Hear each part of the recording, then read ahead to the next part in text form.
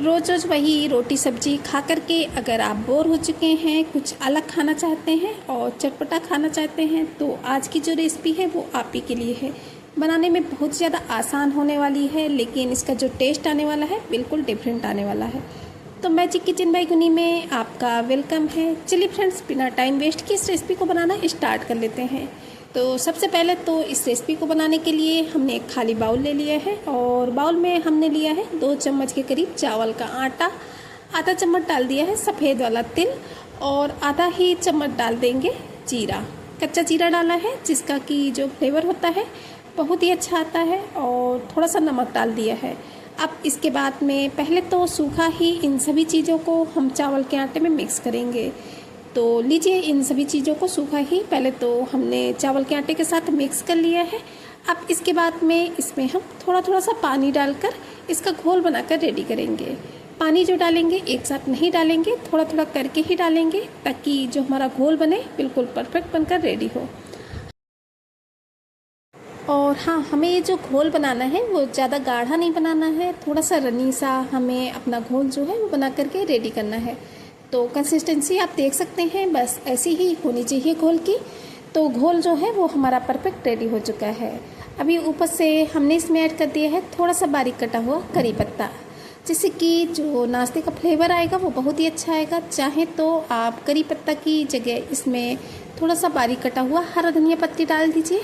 चलिए, ये जो घोल है उसको हम रख देते हैं साइड में और आगे का प्रोसेस देखते हैं। तो आगे फ्रेंड्स, हमने गैस में एक पैन चढ़ा दिया है और पैन में हमने डाली है ये आधी कटोरी हमने मूंग की दाल ली थी, जिसको कि 2 घंटे के लिए पानी में भिगो करके रख दिया था। दाल जब हमारी अच्छे से भीग गई थी तो हमें इसे 3 से 4 पानी से अच्छे से वॉश कर लेना है, जिससे कि दाल में बिल्कुल भी छिलका ना रहे। और इसके बाद में हमने पैन में थोड़ा सा ऑयल डाला था और दाल का बिल्कुल भी पानी हमें नहीं रखना है, और उस दाल को हमने इस पैन में ट्रांसफ़र कर दिया था और इसे हम 4 से 5 मिनट तक अच्छे से लगातार चलाते भूनेंगे। दाल को पहले तो हमें हाई फ्लेम पे भूनना है, ताकि इसमें जितना भी पानी हो वो जब हाई फ्लेम पे भूनते हैं दाल को तो उसका पानी जो होता है वो जल्दी ही ख़त्म हो जाता है। तो 5 मिनट के करीब हो चुके हैं इसे हाई फ्लेम पे भूनते हुए। तो अभी हमने ले लिए हैं ये काफ़ी सारे ताज़ा फ्रेश बिल्कुल करी पत्ता, उनको इसमें डाल देंगे और इन्हें भी हम दाल के साथ मिक्स करते भूनेंगे। फ्रेंड्स, इस स्टेज पर जब हम करी पत्ते का यूज करते हैं तो जो करी पत्ते का फ्लेवर होता है वो बहुत ही उभर कर आता है, इस वजह से ज़रूर से डालें। अब इन दोनों चीज़ों को मिक्स करते हुए हमें 2 से 3 मिनट तक फिर से भून लेना है। अब इसमें डालेंगे हम थोड़े से खड़े मसाले। तो खड़े मसालों में सबसे पहले तो हमने डाली है 1 से 1.5 चम्मच के करीब सौंफ और 1 चम्मच डाल दिया है हमने इसमें साबुत जीरा। इसके बाद में हमने 4 से 5 लौंग ली थी और 8 से 10 काली मिर्च, उनको इसमें डाल देंगे। इस तरीके से जब हम खड़े मसालों का यूज़ करते हैं तो जो खड़े मसालों का फ्लेवर और टेस्ट होता है वो बहुत ही अच्छा आता है। स्टार्टिंग में अगर हम तेल के साथ इन मसालों को डाल देते हैं तो जो मसाले होते हैं वो इतना अच्छा फ्लेवर नहीं देते हैं। इस स्टेज पर जो मसालों का फ्लेवर रहता है वो बरकरार रहता है। इन सभी मसालों के साथ मिक्स करते हुए हमें दाल को अच्छे से भूनना है, लगभग 2 से 3 मिनट तक फिर से हम इसे अच्छे से भूनेंगे। पूरा लगभग दाल को भूनने में 10 मिनट का समय लगता है। तो 10 मिनट के करीब हो चुके हैं। सभी चीज़ें जितने भी इसके दाल के साथ हमने ऐड की थी वो भी अच्छे से भून चुकी हैं और दाल भी हमारी परफेक्ट हो चुकी है। बस ऐसे ही हमें इसे करना था। अभी गैस की फ्लेम को ऑफ कर देते हैं और इसे ठंडा होने के लिए निकाल लेंगे एक प्लेट में। तो जितनी भी हमारी ये मूंग की दाल है उसको हमने इस प्लेट में निकाल लिया है। चलिए, अभी हम इसे छोड़ देंगे ऐसे ही, ताकि अच्छे से ठंडी हो जाए। और फिर से गैस में हमने उसी पैन को साफ करके चढ़ा दिया है और उसमें हम डालेंगे 1 कटोरी पानी। मेजरमेंट इसी कटोरी से करेंगे, आप कोई भी कप कटोरी वगैरह सेट कर लें, सारा मेजरमेंट उसी से करें। 1 कटोरी हमने इसमें पानी डाल दिया है और 1 चम्मच के करीब डाला है रिफाइंड ऑयल। आप इस जगह पे रिफाइंड ऑयल का ही यूज करें, सरसों के तेल का यूज बिल्कुल भी ना करें, क्योंकि सरसों के तेल का जो फ्लेवर होता है वो काफ़ी हार्ड होता है, इस वजह से वो इस स्टेज पर नहीं अच्छा लगता है। अब इसके बाद में आधा चम्मच के करीब हमने नमक डाल दिया है। अब नमक को हमें पानी के साथ थोड़ा सा मिक्स कर लेना है और जब हमारा पानी हल्का हल्का सा गर्म हो जाएगा तब हम जिस कटोरी से पानी लिए थे उसी कटोरी से 1 कटोरी हमें ले लेना है चावल का आटा। और हाँ फ्रेंड्स, अभी आपको लग रहा होगा कि ये जो हमारा चावल का आटा है इसमें पानी हमने कम यूज किया है, लेकिन नहीं, ये बिल्कुल परफेक्ट है। क्योंकि अगर हम ज़्यादा पानी का यूज करेंगे तो जो हमारे चावल का आटे का डो होगा वो गीला हो जाता है। तो बस इसी तरीके से हमें चावल के आटे को गर्म पानी के साथ मिक्स कर लेना है। और हाँ, इस स्टेज पर हमें गैस की फ्लेम को ऑफ कर देना है। इसी तरीके से हम इसे चलाते रहेंगे 3 से 4 मिनट के करीब लो फ्लेम पे, तो ये अच्छे से मिक्स हो जाएगा। और इसके बाद में एक थाली को हमने ऑयल से ग्रीस कर लिया है, और जो हम इस चावल के आटे को गर्म पानी के साथ भिगोए थे उसको इस थाली में ऐड कर देंगे। हाँ, थाली को अच्छे से ऑयल से ग्रीस जरूर से कर लें, ताकि जब हम अपने जो चावल के आटे के डो को इसमें डालें और इसके बाद में इसे मसलें तो बिल्कुल परफेक्ट चिकना सा बनकर रेडी हो, और जो हमारा चावल का आटा है ये इसमें थाली में चिपके नहीं। इस वजह से इसे ऑयल से ग्रीस करना ज़रूरी होता है। इसके बाद में इसे हमने थोड़ी देर के लिए ठंडा कर लिया था, और ठंडा करने के बाद में अब हम इसे मस लेंगे। तो बस अगर हम इसे अच्छे से मस लेंगे तो बस इतने ही पानी में जो हमारा डो है वो बिल्कुल परफेक्ट बन जाएगा। ज़्यादा पानी डालते हैं तो जो हमारा चावल का आटा है वो गीला हो जाता है, फिर आपकी रेसिपी जो है वो उतनी परफेक्ट नहीं बनकर रेडी होगी। इस वजह से पानी का यूज बस इसी तरीके से करना है, जितना हमें चावल का आटा लेना है उतना ही हम पानी लेंगे, इससे ज़्यादा पानी बिल्कुल भी नहीं लेंगे। और इसे 3 से 4 मिनट तक हम इसे अच्छे से बढ़िया से मिक्स करेंगे और मसलेंगे। तो इतना चिकना सा सॉफ्ट सा डो जो है वो हमारा बन जाएगा कि आपको लगेगा पहले कितना ये रूखा रूखा सा लग रहा था, लेकिन कितना परफेक्ट हो चुका है। तो ऊपर से फिर से हमने इसमें आधा चम्मच के करीब रिफाइंड ऑयल डाल दिया सा, ताकि जो हमारा डो है वो बिल्कुल चिकना सा परफेक्ट सा बन करके रेडी हो। क्योंकि जितना चिकना हमारा डो होगा उतनी ही परफेक्ट जो हमारी रेसिपी है वो बनकर रेडी होगी। तो लगभग 5 मिनट के करीब हमने अच्छे से डो को मसला है, और डो जो है वो बिल्कुल हमारा परफेक्ट हो चुका है। चलिए अभी हम इसे थोड़ी देर के लिए ढक देते हैं, और इसके बाद में हम इसकी रेसिपी बनाएंगे 10 मिनट के करीब बाद में। और तब तक जो हम मूंग की दाल को भून करके रखे थे उसे देख लेते हैं। तो जो हमारी मूंग की दाल है ये अच्छे से ठंडी हो चुकी है, तो इसे हमें डाल देना है एक मिक्सी के जार में, और इसके बाद में मिक्सी जार का ढक्कन बंद करके हम इसे पीस करके रेडी कर लेंगे। और हाँ, अब हमने इसमें कोई भी मसाले यूज नहीं करने हैं, क्योंकि पहले ही हम इसमें जीरा, सौंफ, काली मिर्च, लौंग का यूज कर चुके हैं। तो अभी इस स्टेज पर हम इसमें मसाले नहीं डालेंगे।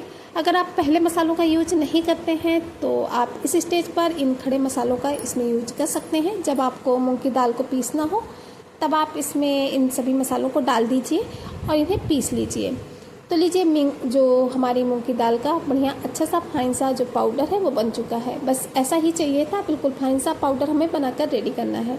अब इस पाउडर को हम ट्रांसफ़र कर लिए हैं एक बाउल में, और इसके बाद में इसमें ऐड करेंगे एक बारीक कटा हुआ प्याज, और एक ही हमने इसमें बारीक कटी हुई हरी मिर्च ऐड की है। आप अपने हिसाब से तीखा कर सकते हैं।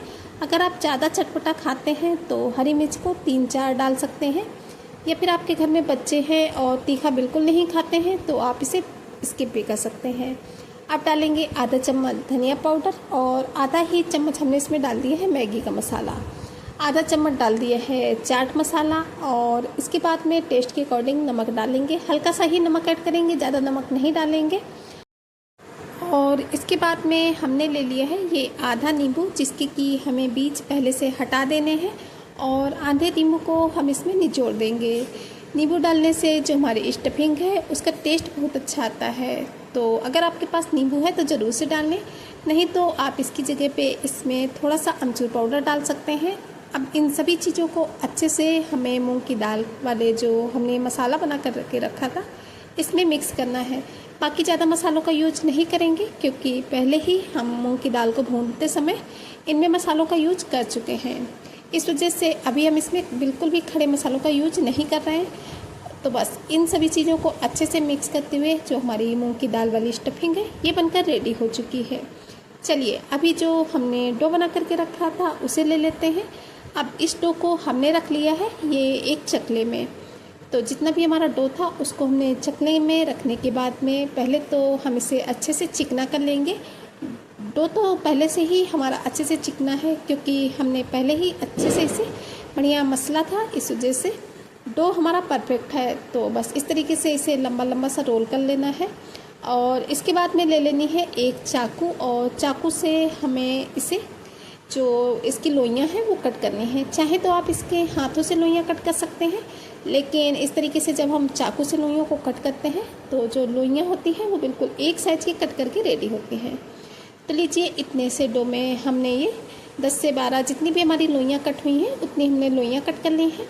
इन सभी लोइयों को हमें रख लेना है एक प्लेट थाली वगैरह में, जिसमें कि हमने डो को मसला था, उसी थाली में हमने ये सभी लोइयों को रख लिया है। अब इसके बाद में हमने एक लोई ले ली है, उसको पहले तो इस तरीके से हम चकले में रख करके चिकना करेंगे, और चिकना करने के बाद में हमें इसे थोड़ा सा इस तरीके से बड़ा कर लेना है। और हाँ, बीच में थोड़ा सा इस तरीके से गड्ढा करेंगे, और इसके बाद में जो हमने मूंग दाल वाला मसाला बनाया था, बस 1 चम्मच हमें मसाला ले लेना है, और इस तरीके से इसमें मसाले को रखेंगे, और ऊपर से इसे हमें अच्छे से बढ़िया से लॉक कर देना है। अच्छे से हमने इसे चिकना कर लिया है, और ये थोड़ा बहुत इधर उधर से जो मसाला निकलता है उसको हम चिपका देंगे। आसानी से हो जाता है क्योंकि डो जो है वो बहुत ही चिकना सा है। तो बस अब हम हथेली की सहायता से इसे थोड़ा सा बड़ा करेंगे। तो शेप दे सकते हैं आप, बिल्कुल परफेक्ट है, बस ऐसे ही कर लेना है, बहुत ही आसानी से हो जाता है। शेप देने में कोई भी प्रॉब्लम नहीं होती है। तो एक नाश्ते का पीस हमने बना लिया है, इसी तरीके से आपको हम दूसरा भी बना करके दिखाते हैं। और हाँ फ्रेंड्स, अगर आपको रेसिपी थोड़ी सी भी पसंद आ रही हो तो प्लीज़ चैनल को सब्सक्राइब करना बिल्कुल भी ना भूलें, वो भी बेल आइकन के साथ में, ताकि आने वाली वीडियोज़ की नोटिफिकेशन आपको टाइम पर मिलती रहे। और हाँ, आप हमारी ये वीडियो कहाँ से देख रहे हैं कमेंट बॉक्स में जगह का नाम बताना बिल्कुल भी नहीं भूलिएगा, क्योंकि आप लोगों के कमेंट पढ़ के बहुत ही अच्छा लगता है, और हमें भी पता चलता है कि आप लोग हमें कहाँ कहाँ से सपोर्ट करते हैं। और इतने प्यारे प्यारे से कमेंट जब आते हैं तो वो कमेंट को देख करके और भी अच्छी अच्छी सी रेसिपी लाने के लिए अच्छा लगता है। इस वजह से प्लीज़ कमेंट बॉक्स में एक कमेंट ज़रूर से कीजिएगा। तो इसी तरीके से हमने अपने सभी नाश्ते के पीसेस को फिल करके रेडी कर लिया है। अभी इन पीसेस को हम रख लेंगे एक प्लेट में, और इसके बाद में हम चलेंगे गैस की तरफ इन्हें फ्राई करने के लिए। तो इन्हें फ्राई करने के लिए पहले से ही हमने एक पैन में ऑयल को गर्म होने के लिए रख दिया था। आप चाहे तो इस नाश्ते के पीसेस को डीप फ्राई भी कर सकते हैं, लेकिन हमने इन्हें सैलो फ्राई ही किया है। तो इसके लिए हमने थोड़े से ऑयल को गैस में चढ़ा दिया था पैन में, और इसके बाद में अब हमें एक एक करके नाश्ते के पीसेस लेने हैं, और स्लरी में इन्हें अच्छे से डिप करते जाना है और ऑयल में डालते जाना है। और हाँ, डालते समय थोड़ा सा सावधानी रखनी है ताकि तेल के छींटे वगैरह हाथों में ना पड़ने पाए। तो बस एक एक करके हमने अपने सभी नाश्ते के पीसेस को ऑयल में डाल दिया है। और हाँ, डालते ही इन्हें बिल्कुल भी हम नहीं पलटेंगे, चम्मच से थोड़ा थोड़ा सा ऑयल लेंगे और सभी नाश्ते के पीसेस के ऊपर करते जाएंगे, ताकि जो कुकिंग प्रोसेस है वो ऊपर से भी स्टार्ट हो जाए। तो बस इन्हीं तरीके से हमें इन्हें एक तरफ से हल्का हल्का सा क्रंची होने देना है, और जब हमारे नाश्ते के पीसेस एक तरफ से थोड़े थोड़े से क्रंची होने लगेंगे तब हम इन्हें पलट देंगे। तो एक एक करके एक चम्मच की सहायता से हमने अपने सभी नाश्ते के पीसेस को पलट दिया है। फ्रेंड्स, आप इस नाश्ते को कभी भी ट्राई कर सकते हैं। अगर आपके बच्चे कुछ अलग खाने की जिद करें तो आप उन्हें बना करके दे सकते हैं, या फिर आपके घर में कोई छोटी मोटी पार्टी है तब भी इस नाश्ते को आप ट्राई कर सकते हैं। यकीन मानिए, आपके घर में आने वाले मेहमानों को ये जो नाश्ता है वो बहुत ही पसंद आने वाला है, क्योंकि इसे हमने बिल्कुल डिफरेंट टाइप से बनाकर रेडी किया है। कोई नहीं बोलेगा कि आपने इसे मूंग की दाल से बनाया है। एक बार आप ज़रूर से ट्राई करना, सभी को बहुत ही ज़्यादा पसंद आएगा, सभी आपकी बहुत ही ज़्यादा तारीफ़ करने वाले हैं। तो इस तरीके से सभी नाश्ते को बस हमें उलट पुलट करते हुए बढ़िया अच्छे से फ्राई करना है। और हाँ, फ्राई करते वक्त हमें इस बात का ध्यान रखना है कि इन्हें हम लो फ्लेम पे बिल्कुल भी फ्राई नहीं करेंगे, क्योंकि ये जो हमारा डो है वो पहले से पका हुआ है। इस वजह से इन्हें हमें मीडियम टू हाई फ्लेम पे ही फ्राई करके रेडी करना है। ज़्यादा टाइम बिल्कुल भी नहीं लगता है इन नाश्ते के पीसेस को फ्राई करने में। बस 5 से 6 मिनट में ही हमारे जो नाश्ते के पीसेस हैं वो बढ़िया अच्छे से फ्राई हो जाते हैं। तो आप देख सकते हैं बहुत ही अच्छा सा कलर आ चुका है सभी नाश्ते के पीसेस में। तो चलिए अभी हम इन्हें एक एक करके इस तरीके से प्लेट में निकाल लेते हैं, और कलछी से इस तरीके से थोड़ा थोड़ा सा करते जाएंगे, जितना कि इसमें एक्स्ट्रा ऑयल होगा वो पैन में ही रह जाएगा। तो सभी पीसेस को हमने फाइनली निकाल लिया है। चलिए अब हम आपको इनकी प्लेटिंग करके दिखाते हैं। तो लीजिए फ्रेंड्स, रेडी हो चुका है बहुत ही टेस्टी सा क्रिस्पी सा नाश्ता। ऊपर से इतने ज़्यादा क्रिस्पी हैं, अंदर से बहुत ही ज़्यादा सॉफ्ट होने वाले हैं। इनमें जो फिलिंग हमने भरी है, यकीन मानिए उस फिलिंग का जो टेस्ट है वो बहुत ही लाजवाब है। तो एक बार इस नाश्ते को ट्राई करना तो बनता है। और हाँ, ट्राई करने के बाद में कमेंट बॉक्स में ज़रूर बताइएगा। और अगर आपको हमारी रेसिपी थोड़ी सी भी पसंद आई हो तो प्लीज़ वीडियो को छोटा सा लाइक करना बिल्कुल भी ना भूलें, क्योंकि आप लोगों के एक लाइक से बहुत ही ज़्यादा सपोर्ट मिलता है। आज हमने इसे सर्व किया है टोमेटो केचप और चिली सॉस के साथ। आप इसे गर्मा गर्म चाय के साथ खाइए, टोमेटो सॉस के साथ खाइए, धनिया की चटनी के साथ खाइए। हर चीज़ के साथ ये जो नाश्ता है वो बहुत ही बेहतरीन लगता है। तो फ्रेंड्स चलिए चलते हैं, मिलेंगे किसी नए वीडियो में इसी तरीके की किसी नई यूनिक सी रेसिपी के साथ। तब तक के लिए bye bye. Thanks for watching my video.